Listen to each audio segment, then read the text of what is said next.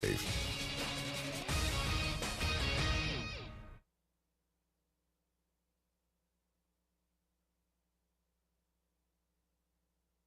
Musso. Mario and Musso have your early line on 104.5 ESPN Baton Rouge. I mean, we're just here to have fun and win and have fun by winning. Live from the Mercedes-Benz of Baton Rouge studios, here's Mario Jerez and Matt Musso.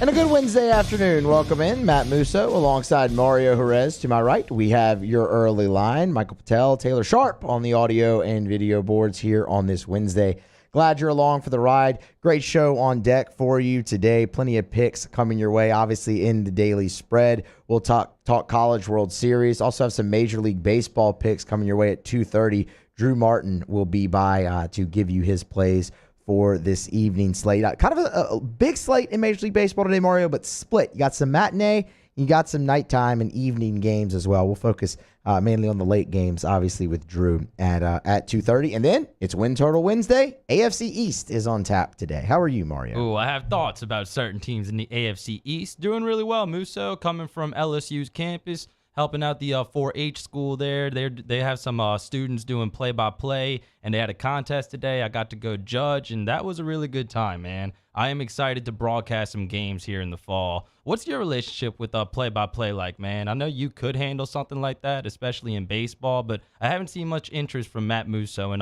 play-by-play. Is that something you would ever want to do? I mean, maybe. It's just not it's not something I've ever really ventured into, to be honest with you. Like if down the road Chris Blair couldn't do a game and Hunt couldn't do a game, and on the way in Hunt was maybe like, "Hey Musso, want to take this LSU game tonight?" Would you be down? That would be a huge step, obviously there for never really having done anything. But I mean, yeah, I don't know. I really haven't given it much thought, to be honest with you, Mario. In the event that you do, Musso, I'll tell you the same that I told the kids. Energy, enthusiasm, always free. Not just in play-by-play, but really in most things you do in life. So if you do some play-by-play, start right there, and you'll probably do a really good job. I'd say, man, that is just good advice for life in general. Energy, passion, all those things come up big. But before we get into the daily spread, a little update for you from Omaha, Nebraska. The Oklahoma Sooners looking to send Texas A&M home, and they're off to a really good start at that. 4-0.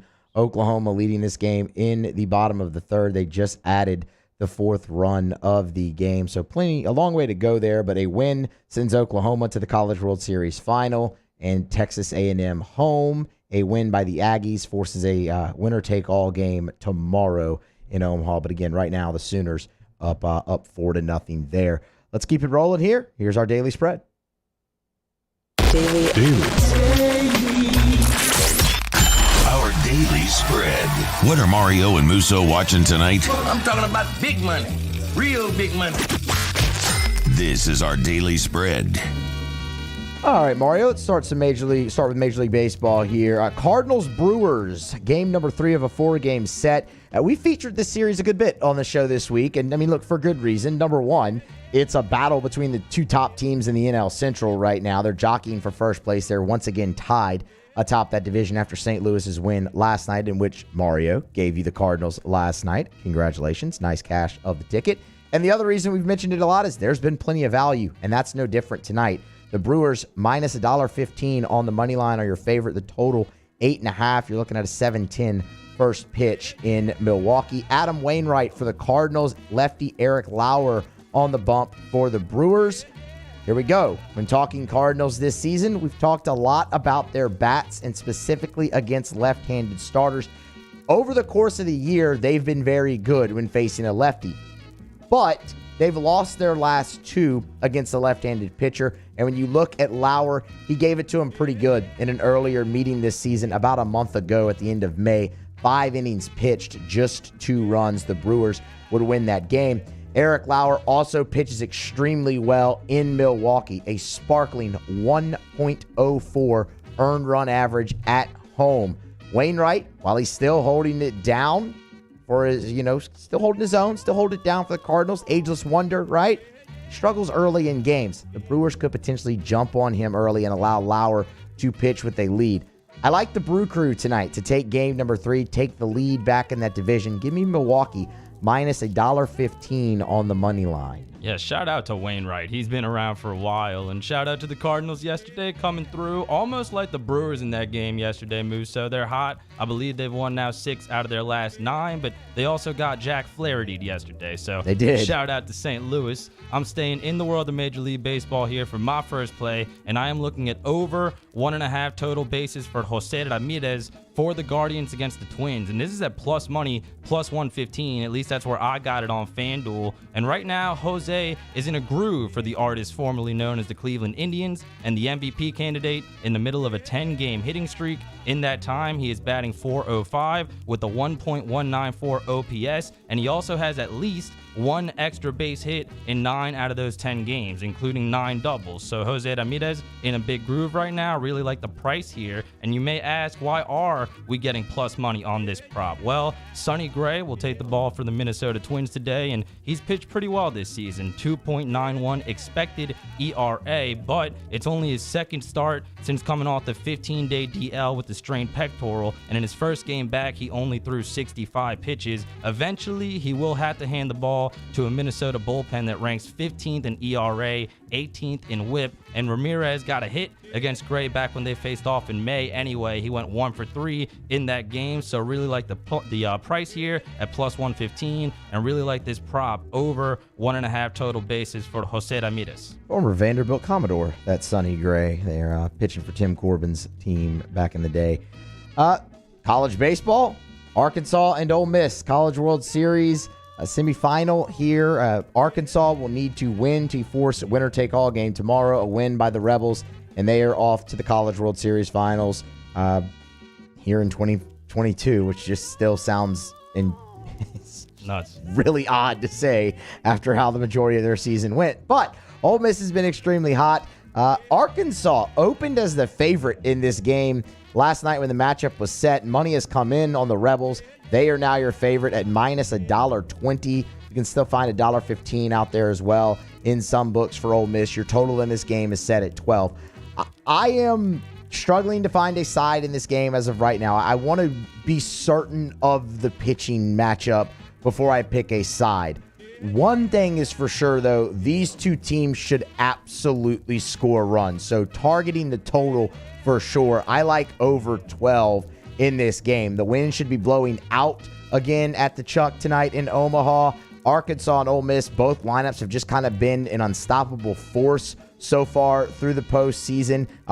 Ole Miss went over this total by themselves in the first meeting against the Razorbacks. That game soared over in the 13-5 finish.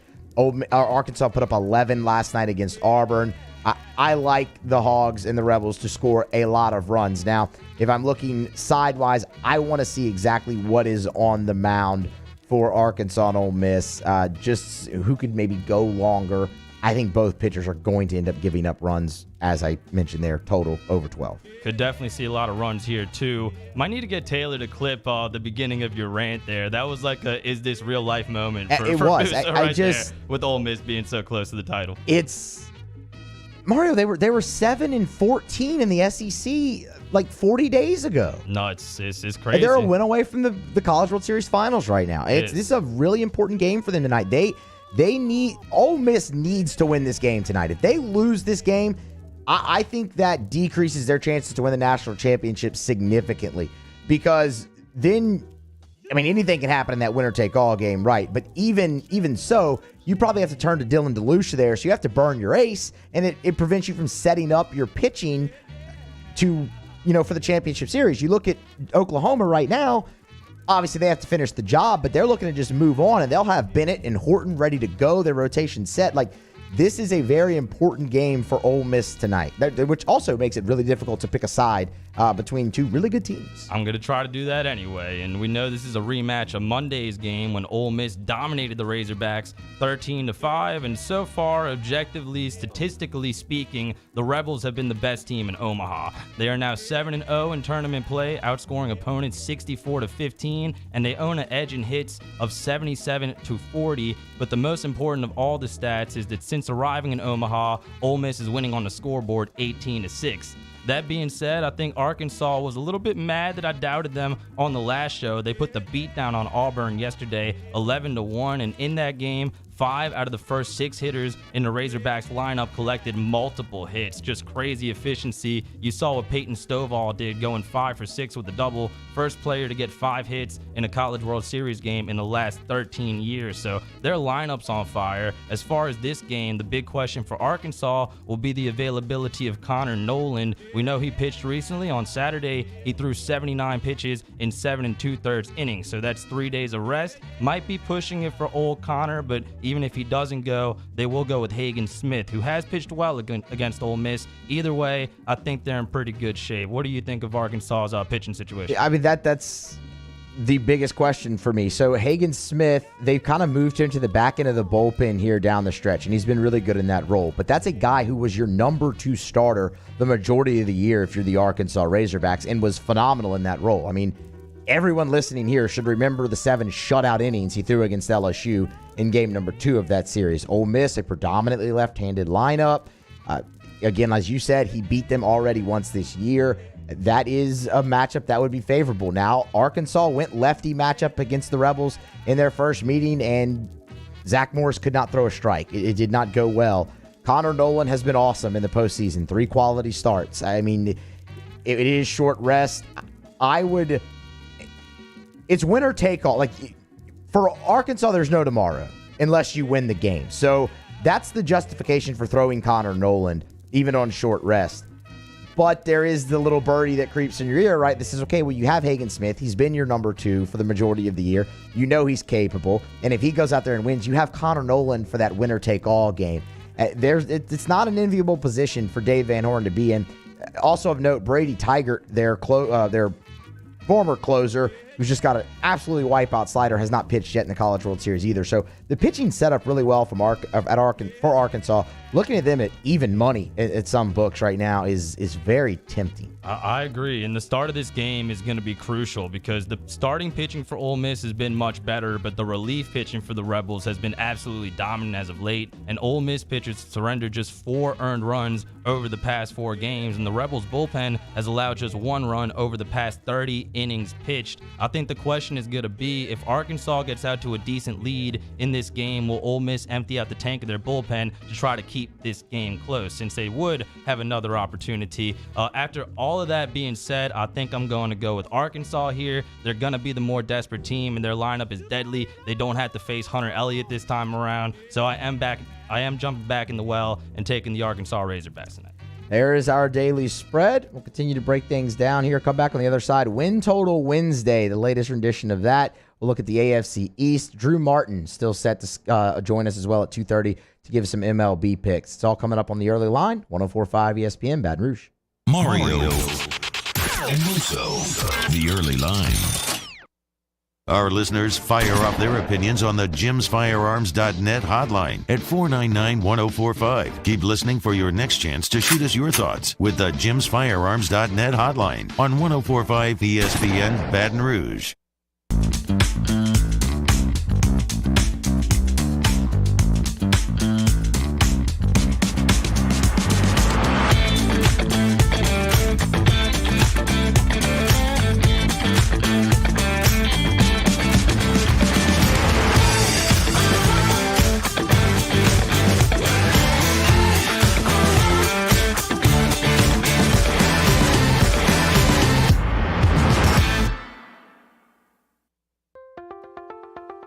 If you're in an accident, a car accident, a slip and fall where you're injured, you need to call an attorney. The defendant insurance company, it's their goal to close the case as quickly as possible and pay out the least amount of money as possible.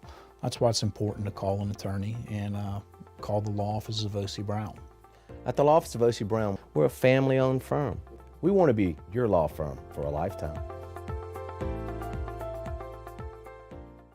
Gulf Coast Office Products is a nationally recognized Savin office equipment dealer based right here in Louisiana. Over 100 employees strong, Gulf Coast has the boots on the ground to support all vertical markets from education, engineering, legal, and finance. With the latest in office technology from desktop to production segment units, Gulf Coast and Savin have the perfect fit for you. Call 225-756-2644. That's 756-2644 for Gulf Coast Office Products.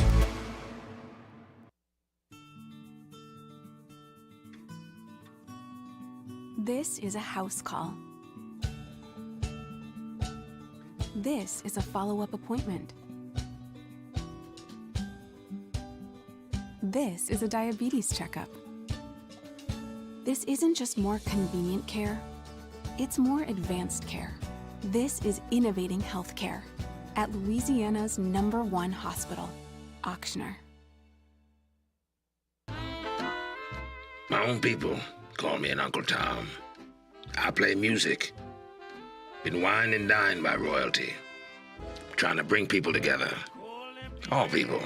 But regardless of all that kind of stuff, I'm still Louis Armstrong. Here's the man you're waiting for, the king of jazz, Louis Satchmo Armstrong.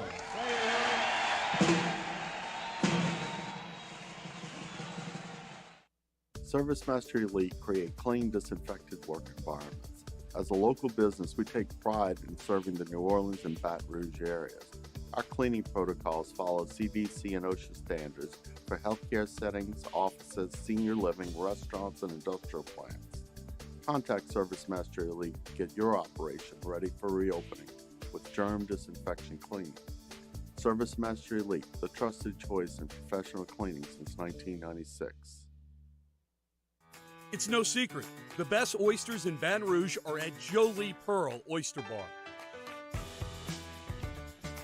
Enjoy mouth-watering South Louisiana flavor and oysters from all over the country. And don't forget our nightly drink specials.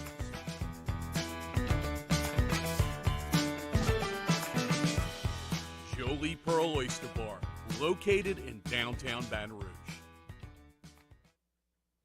Eli's always been into grilling. It took us a while to see it, but the signs were there. What are you doing, Eli? I knew grilling was my thing. I have been talking about it throughout my career. Happy with the results? I am. Got the new grill from barbecueguys.com. It performed great. My advice, as I always told my boys, do more of what you're born to do. Barbecue Guys. Thursday edition of Hunt and Hill. Aaron Murray of the SEC Network joins us to talk football, and we talk about the misery that is the College World Series. Join us noon to 2 every weekday. It's Hunt and Hill, 104.5 ESPN Baton Rouge.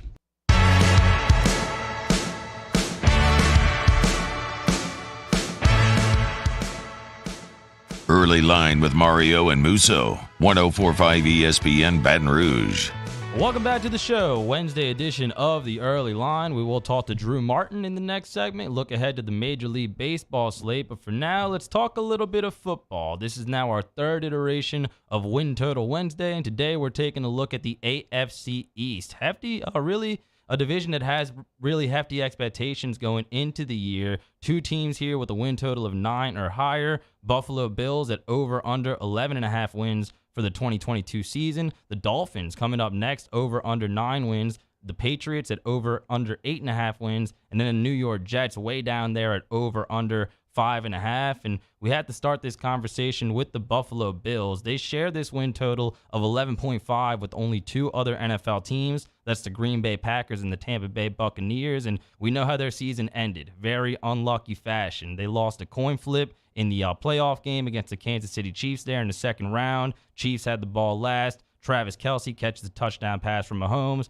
They win the game 42-36. And the Bills are now back not only with the vengeance, but with some key pickups over the offseason too. So, Matt Musso, when it comes to the Bills, do you think 11.5 on the win total is too high, too low, or Goldilocks? Just right. Well, I'll say this first. The AFC East in general is just a division trademarked right now with key offseason pickups. Yes. And the Bills have been dominant against this division as of late. I mean, they are kind of what the Patriots were for so many years, just, kind of minus the Super Bowl titles. They are 11-1 against the AFC East last two seasons, are the Buffalo Bills. So that bodes well for them. Yes, you had key offseason acquisitions from the likes of the Miami Dolphins and the Jets, and we'll get into all of that, but it remains to be seen how that plays out on the field.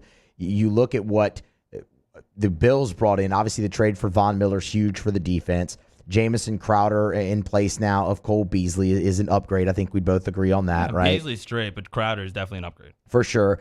Running back has been a big point of contention for the Buffalo Bills for what feels like at least 3 seasons now, really probably the whole Sean McDermott era there in Buffalo. You go get James Cook from Georgia to be your bell cow back there. We'll see how that works out if it actually, is an upgrade at that position for them. But then you look at the schedule. And, I mean, look, the schedule right now here on June the 22nd, the Buffalo Bills are favored in 14 of the 17 games.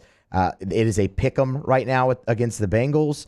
Let's see, they are underdogs week 1 against the Rams on the road in Los Angeles, but that's only by a point. And then there is no line set on the Browns game right now because of the uncertainty around Deshaun Watson. I think the schedule's manageable. If you look for a tough stretch, it's right out the gate for them. Obviously at the Rams, then you have the Titans on a Monday Night Football, Dolphins on the road, Ravens on the road, Steelers, and then at the Chiefs, Packers. Like those first 8 weeks, if they don't get off to a good start, it's going to be tough to get over the 11.5. But the Bills, Josh Allen should be the favorite for MVP. They are the betting favorite for the Super Bowl. That is the expectation. I like over 11.5 for the Buffalo Bills this year. I like it too. You saw how good they were last year and the additions that they made, kind of big name additions. Mr. Von Miller on the defense, O.J. Howard on the offense. I think Tampa Bay could have maybe used them now that Gronk is retiring, at least for now. But they're gonna have an even better roster than they had last year. And the progress that this franchise has made in the last few years really impressive. Remember a couple seasons ago when they barely made the playoffs and they sent Andy Dalton to charity all that money because they were very grateful to the Bengals for just making the playoffs. Now the expectation in Buffalo is at least make the Super Bowl or the season's gonna be a disappointment, I think. So 11.5 seems about right, and I think Buffalo goes over as well. The next team listed here when it comes to wins and the highest total is the Miami Dolphins. And this is a team that had a really weird season last year. Off season. Yes, and off season. They started 1-7. They won 8 out of their final 9 games to finish 9-8. They still fired their coach, controversially in the minds of some. But either way, they're another team that really improved their roster this offseason. They add Chase Edmonds from the Cardinals, Teron Armstead from the Saints, Thomas Morstead also from the Saints, and Tyreek Hill from the Kansas City Chiefs. This is a team that has a lot of talent on paper, really on both sides of the ball. But I have questions about Mike McDaniel in his first year as an NFL head coach because he's done a pretty good job the last 2 years with San Francisco as the OC. But for a team that has Shanahan calling the plays anyway, doing the brunt of the work, how much credit do you really give to McDaniel in that situation? Is that not like Pete Carmichael maybe leaving Sean Payton after 2 years for taking the head coaching job? I don't know if the expectations would be as high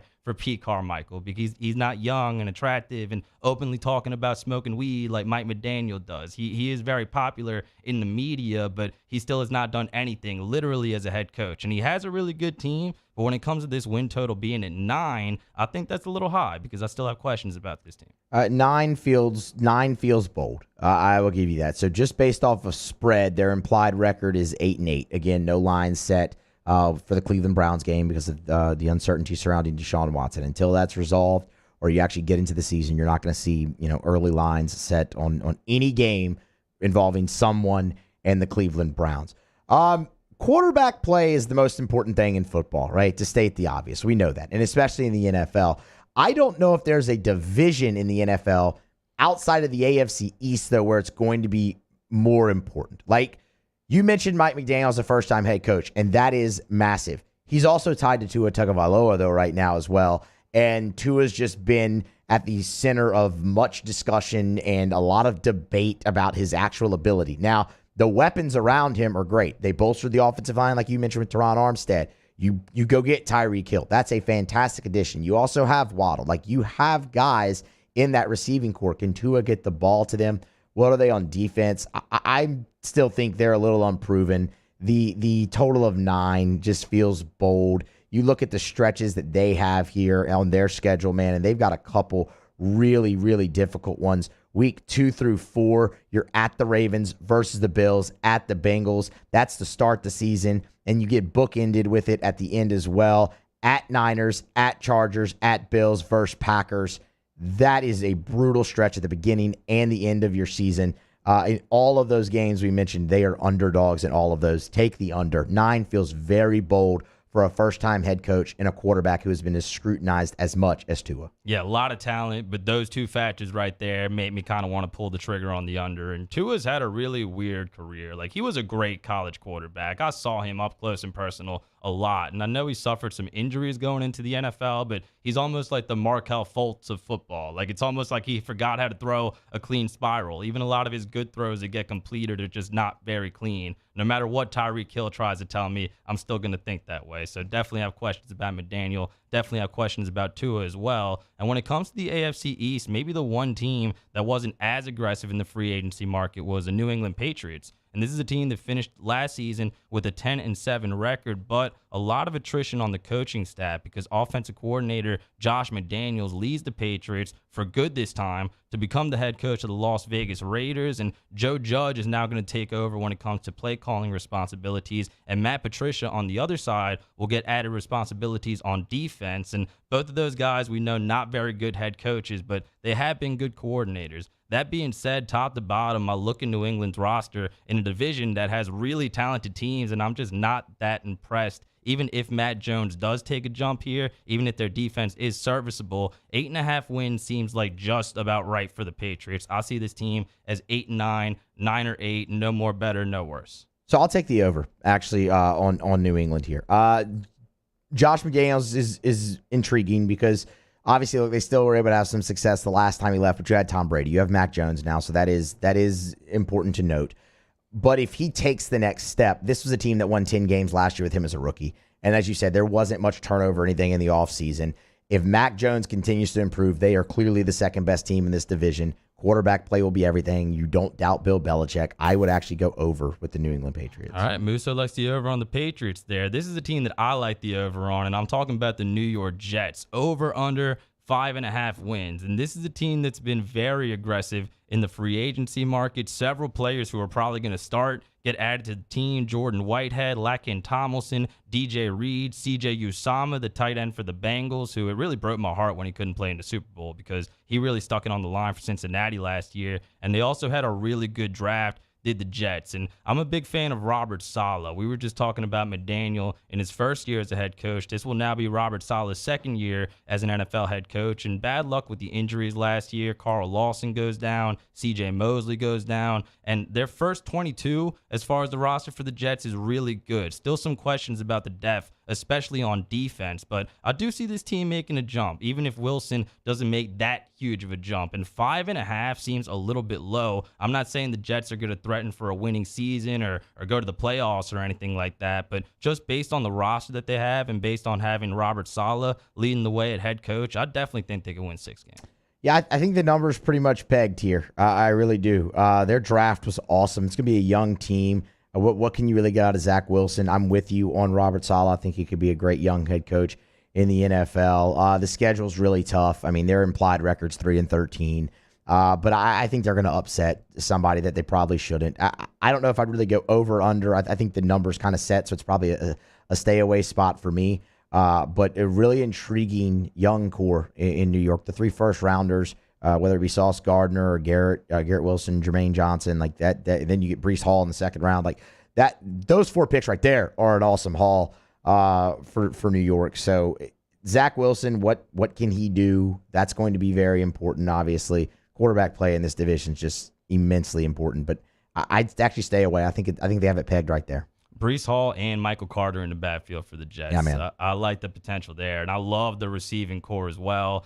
Barrios already coming back with Elijah Moore as well, who I think will have a big sophomore season. They address wide receiver in the first round as well. I think this is going to be a team that's solid. Win some games that maybe they're not supposed to, maybe loses some games that surprises their fans, but I do like the over 5.5 wins for the New York Jets this season. So that'll do it for this edition of Win Total Wednesday. See what division we preview next week. For now, we will switch gears and talk to Drew Martin out of this break here on The Early Line. This is The Early Line with Mario Musso, 104.5 ESPN Baton Rouge.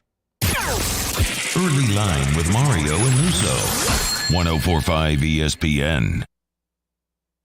In times of need, get a full list of phone numbers, websites, and other important emergency information on the Demco Stormwatch page at 1045ESPN.com. At All Star Toyota, you get it all. If you're in the market for an all-new Toyota vehicle, come see our friendly and knowledgeable sales team at All-Star Toyota. Located in Baton Rouge at the corner of Airline and Goodwood, we've been serving our community since 2005 by offering a large selection of new Toyota cars, trucks, and SUVs. Get behind the wheel of your dream car and take a test drive at All-Star Toyota today. Join 100.7 The Tiger and Our Lady of the Lake Ascension, Saturday, June 25th at the Lamar Dixon Expo Center in Gonzales. Enjoy live music from Ted Durr, Mike Broussard and the Night Train, and Jamie Badron and the Kickin' Cajuns. Make sure you grab a delicious plate of jambalaya from the Mike Ward's Liberty Safes Jambalaya Cook-Off to raise money for the Alzheimer's services of the capital area. The Swamp Pop Music Festival with Supreme Chevrolet. Louisiana's country station. 100.7 The Tiger. Crime has serious consequences, but anyone can make a mistake. If you find yourself in trouble with the law, know that you have rights, and it's okay to demand them. The law offices of O.C. Brown are here to protect you and your rights. Felony or misdemeanor, DUI or drug charge. No matter what crime you're accused of, you still have rights. Let the law offices of O.C. Brown uphold them. Call 225-343-1111. Your law firm for a lifetime. And this year, 2022, it's time to finally treat yourself. Bring your boat to the next level with front-to-back boat service. You want the latest and greatest marine technology? You want to go to the place that has not one, but two NMEA-certified techs. Family-owned and operated by the Sherman family for 30 years, front-to-back is the answer in Baton Rouge for all of your custom boat needs. So head to fronttobackboatservice.com or find them on Facebook, Front to Back Boat Service. I've been doing business with Luba for 25 years. They're dependable, trustworthy. It's just the attention to detail with our clients. Our folks have years and years of experience. They're highly trained professionals, but many companies have that asset. What I'd like to think makes Luba a bit different is that we use those talents in a way that truly is dedicated to serving the needs of the folks who depend on us.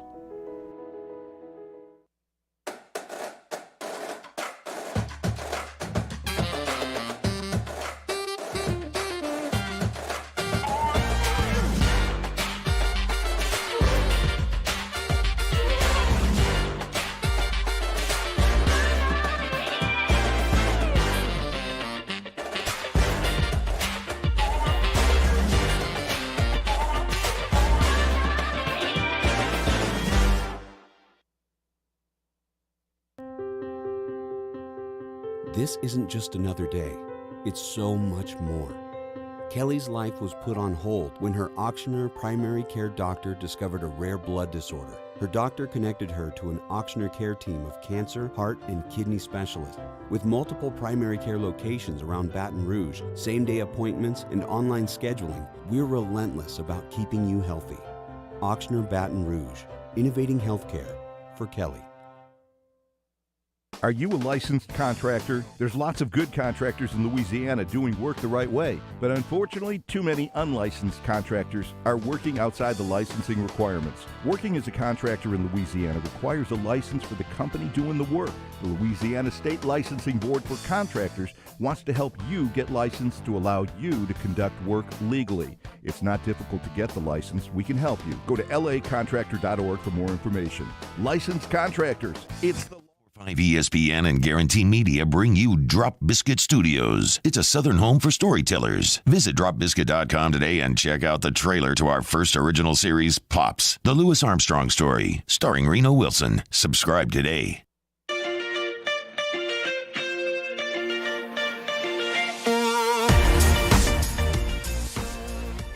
You're getting the early line with Mario and Musso on 104.5 ESPN Baton Rouge. Back here on a Wednesday edition of Early Line, a little hump day show. Big slate of Major League Baseball today and tonight. The matinee game's already underway. A couple more coming at you here about 3:10 local time. You'll have a few more first pitches thrown out. We're going to get you a preview of a little bit of the later slate here as, like we said, it's split kind of morning and evening and night here for Major League Baseball. For that, we turn to our guy, Drew Martin, on Twitter at DrewMartinBets. Baseball handicapper, sports betting analyst, Wager Talk TVs, places you can find him. He's always good to us here on the program. Drew, good to hear from you. How are you? What is up, boys? Always good to be on with you guys. They're in Louisiana, a bunch of raging Cajuns out and about LSU country for sure. But, hey, we share the SEC, and hopefully we can share some MLB winners on tonight's slate. I'll tell you this. Couple of them popped out at me, and it's been a wild year on the diamond, just in terms of trends. You know, when these teams heat up, when you're backing them, you can make some money. Some of the teams, you know, go on these losing streaks. So MLB, really in all of sports betting, you know, finding these teams that are hot and betting on them and looking to fade the teams that are losing. If you've been riding some of these trends, you've been making money. So MLB is kind of the sport to do that. So that's actually kind of where I wanted to start before we even got into tonight's slate, was just kind of your thoughts on, I mean, we're not quite through the first half of the season, right? Still got a little bit of ways to go before the All-Star break, but the first quarter of it's gone, and it has been interesting. I mean, the Yankees are absolutely nuclear right now, which drives me nuts. I'm not enjoying that at all. But, I mean, just kind of your thoughts on the first quarter of the 162. Yeah, absolutely. I mean, you bring up the Yankees. 50-18. Yeah. Think about that, you know? That's nuts. You go out to the local Little League and you know, you stack up with the bunch of the best players. I don't know if they'd go out and have a 735 winning percentage. You know, that's hard to do in the show. And sure enough, 50-18 for the Yankees. And guess what? It's something in the water in New York, because second best team here, the New York Mets, you know, 45-25. I don't think a lot of people saw that coming, especially with the Braves, you know, winning the World Series last year. But they did have that kind of World Series hangover there in the NL East, but have since woken up. I mean, the Braves are now one of the hottest teams in baseball, playing great baseball, especially in Cobb County, sitting at 39-30. The Philadelphia Phillies, another one of those teams that kind of got hot. You know, at some points in the season was cold, at some points in the season was hot, firing their manager and then being a bet-on team. That was the Phillies. They've kind of cooled off a little bit since. But talking about the NL East, I mean, even the Marlins, you know, 30-36 with that pitching staff, if they're able to punch a ticket into the expanded playoffs, you know, they're a team that I don't think a lot of teams would want to be facing in the playoffs. So NL East kind of has four teams I think that, you know, could make runs here, plus the AL East. I mean, Tampa Bay on up. Now, the Rays are kind of banged up. 37-31 is not a bad record. The Boston Red Sox have caught fire. Toronto, we know about that lineup, and then we already talked about the Yankees being the best team in baseball. But overall thoughts to this point, I guess it's kind of like, you know, said in the intro, in terms of finding these trends and backing them in MLB. I mean, you always want trends on your side, you know, in college football, NFL, basketball, whatever the case may be. Trends help you, but even more so in baseball. For whatever reason, it's streaky, and not only finding the teams to bet on, finding some of these teams to bet against. I mean, the Detroit Tigers, the Oakland A's, the Kansas City Royals, some of these records are just pitiful. Like the A's sit at 23-46. They're already 20 games back from the Astros. And like you touched on, I mean, it's only June and already 20 games back. So some of these teams are just kind of left in the water for dead, already preparing for next season. And as they start selling off some of the guys, I mean, yeah, I guess you could make the argument, you know, they're going to be getting huge plus prices, and even the worst of teams in MLB, you know, win 50, 60 games, but still, it's just tough to bet on some of these teams that are really, really bad. And if you can kind of find them going on some of these losing streaks, finding teams to fade can be a very profitable endeavor as well. And I got the Detroit Tigers and the Oakland A's kind of circled going forward to do that. Let's talk about the Detroit Tigers, as they're in Fenway Park tonight. It's getaway day and getaway night, I guess I should say, in Boston. The Sox have won the first two games of the series. No Rafael Devers tonight. He's going to get a day off. So Jeter Downs going to make his debut for the Sox. Michael Wacha and Tarek Skubal doing battle here. You like anything here? Yeah, actually, this is the one I have the most invested in, right at the top here. And I like the Boston Red Sox. You know, a little bit of this ride the hot, fade the cold, and the Detroit Tigers kind of just touched on it in terms of how bad they've been this season, 26-42. And really, even more recent, they're 2-8. They've lost two straight, and they're also minus 96 run differential. It's only June 22nd, and you're almost triple digits to the negative in terms of run differential. And if you're new to kind of MLB betting, run differential, it's just how much they're being outscored by their opponents, almost 100 runs to the negative. And talk about the Red Sox, winning 3 straight, like you touched on, 6-2 this homestand. It is their last game before an off day. But even more so, the starting pitching matchup. Waka going for the Red Sox, he hasn't been all that great the last couple years, but even more recent, he's only giving up 4 earned runs in his last 4 starts, spanning 25 innings. So he's been really good of late. And Skubal, a good pitcher overall the last couple years, but looking at his recent starts, the last 2 starts, 9 earned runs and 15 hits given up. So I don't really know what he's doing, but looking at the numbers, maybe he's tipping his pitches, maybe, something of that nature. He has faced some tough lineups, but he's going to face another tough lineup tonight in the Sox. This is one of the hottest lineups in baseball right now. If you remember, the Red Sox didn't start off the season all that great, but of recent, they've been good, and they're moving into the playoffs right now in terms of if it were to end today. And I think that they get it done tonight as the home team in a short price here. You can get them as low as -129 as the low water mark, -130 widely available. I'm on the Sox tonight, guys.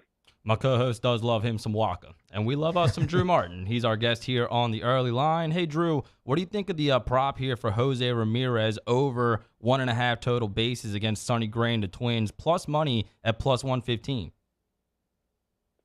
I haven't dug too deep into that prop. So in terms of, looking under the hood, I don't know if I could get too much, but Sonny Gray, man, going back to his college days, at Vanderbilt, Yep. He has lost some of his velocity since back then.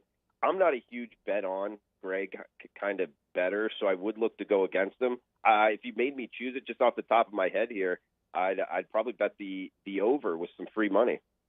For sure. Another battle that's really we've talked a lot about this series so far on this show this week is Cardinals Brewers. Obviously, they're jockeying for the lead there in the NL Central. It's a 4-game set. It's split down the middle here.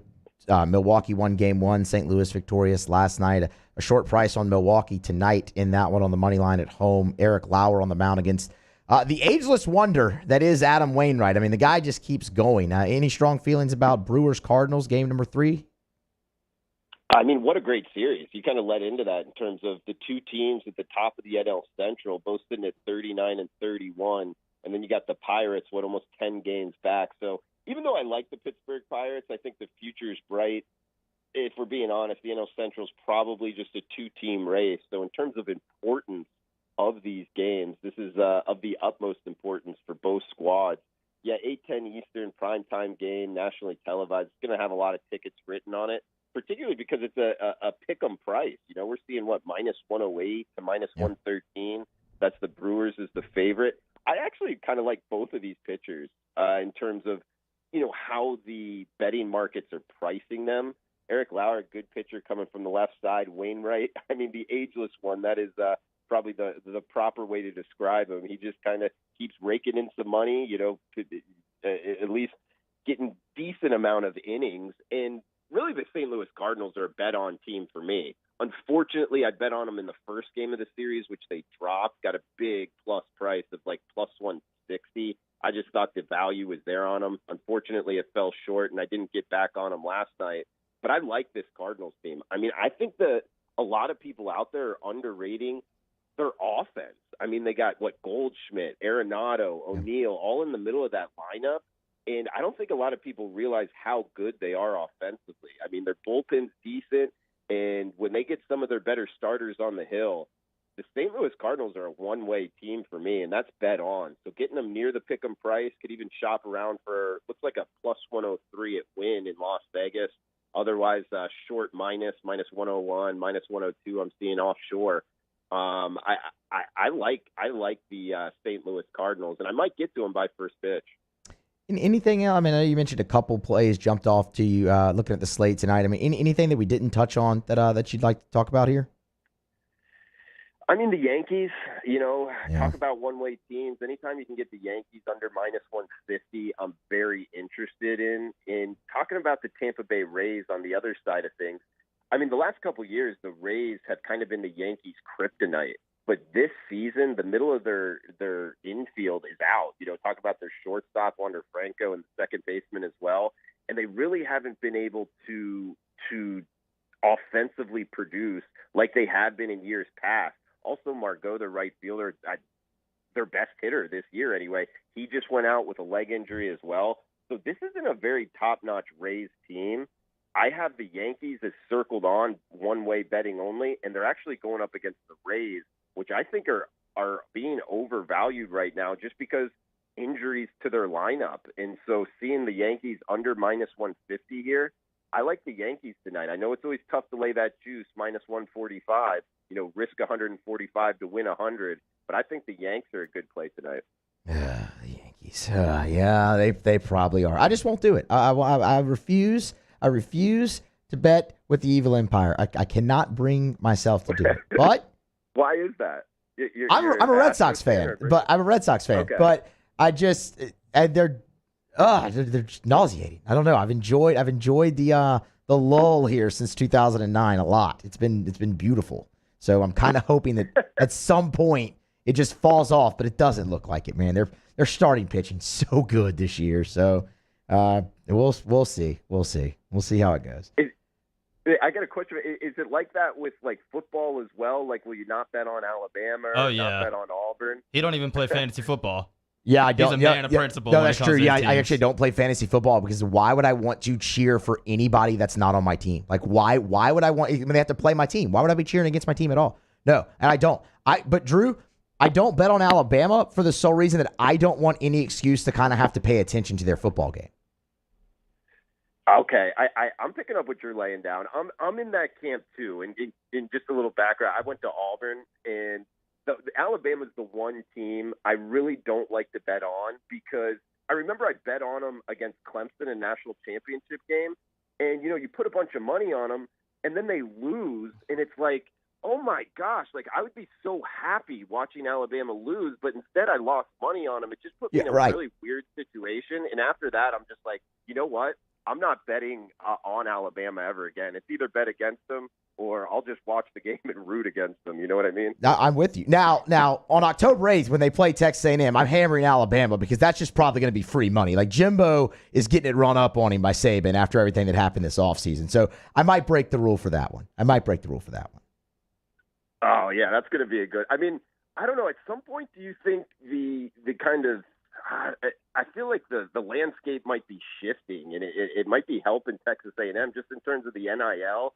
And we've already heard Saban kind of complain about it. I wonder, if this is going to start changing and Alabama's run might be coming to an end. I don't know. Maybe that's just wishful thinking. I'm going to have to pick a new team to just naturally ignore then if that's the case. I mean, it's just how it's going to have to go. Drew Martin with us here on Early Line at Drew Martin Bets, Wager Talk TV. Y'all go ahead and find his stuff. All your social media, Drew Martin Bets, right? Yeah. Twitter, Instagram is probably the best way to get at me. Just my name, Drew Martin, with the word bets at the end, BETS, at Drew Martin Bets on Twitter and Instagram. We appreciate the time, Drew. We'll do it again, man. Thanks. Always fun, boys. Cash those tickets. Boston Red Sox tonight, minus 129. Let's go. Let's go. Dirty water. We'll grab a break, come back, close out a Wednesday edition of Early Line next. 104.5 ESPN, Baton Rouge. The Early Line. 104.5 ESPN, Baton Rouge. Our listeners fire off their opinions on the jimsfirearms.net hotline at 499-1045. Keep listening for your next chance to shoot us your thoughts with the jimsfirearms.net hotline on 104.5 ESPN Baton Rouge.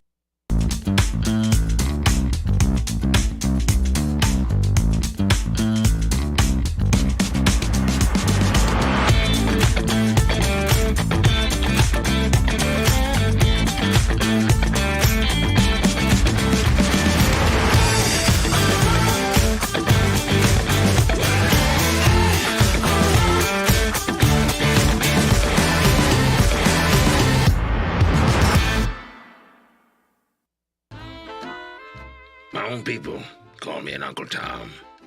I play music. Been wined and dined by royalty. trying to bring people together. All people. But regardless of all that kind of stuff, I'm still Louis Armstrong. Here's the man you're waiting for, the king of jazz, Louis Satchmo Armstrong.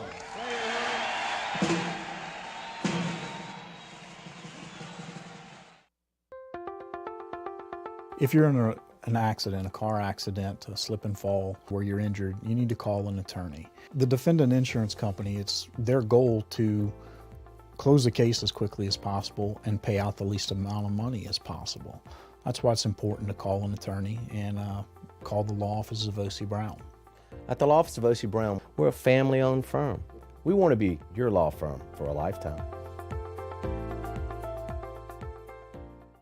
Gulf Coast Office Products is a nationally recognized Savin office equipment dealer based right here in Louisiana. Over 100 employees strong, Gulf Coast has the boots on the ground to support all vertical markets from education, engineering, legal, and finance. With the latest in office technology from desktop to production segment units, Gulf Coast and Savin have the perfect fit for you. Call 225-756-2644. That's 756-2644 for Gulf Coast Office Products.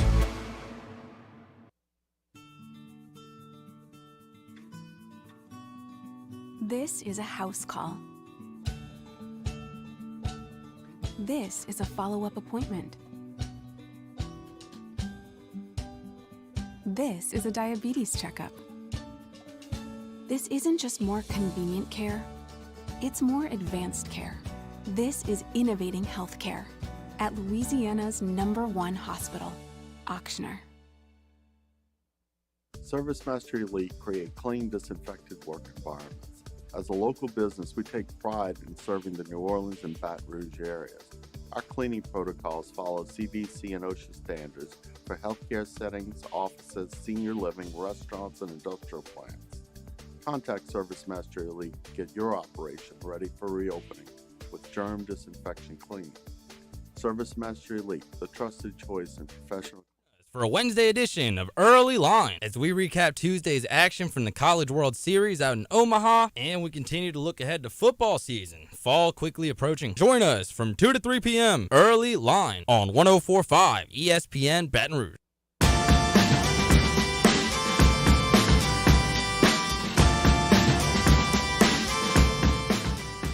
Early Line with Mario and Musso, 104.5 ESPN Baton Rouge. Wrapping up the show here on a Wednesday. Shout out to Drew Martin for coming on and giving us some insight. Drew Martin has some thoughts on NIL there. I thought that was interesting. Hey man, Might look, have to get him back on the show. Everybody's got thoughts on NIL right now. Everybody. And everybody has thoughts on drafts because they're televised these days, whether it be NBA, NFL. It's become a whole event, right? Not just a selection process. So I thought for today's Citizens Bank poll of the day, we could pose a question to the audience of which is the more entertaining draft, the NBA draft or the NFL draft? And we didn't have many votes, to be honest, but without giving you the number, I'll tell you that 100% of the votes said that the NFL draft is more entertaining than the NBA draft, and I tend to agree with that. The NFL draft is a little bit longer. You could draw it out. People are kind of starved for football because it's not year-round the same way basketball is, and I enjoy the NBA draft, and I know that sometimes you see spoilers in the NFL draft, like people tweeting out the selection before they actually happen. But Adrian Wojnarowski, Shams Kanaraya, they pretty much ruined the NBA draft with their spoilers. So I'm going NFL as well. No love for the Major League Baseball first-year player draft, Mario? No. No love? Sounds like you got some, though. I love the MLB draft. It's fun. I'll be tuned in on Sunday, July 17th. Okay. Lots of LSU names being called. There's going to be plenty on that night, yeah.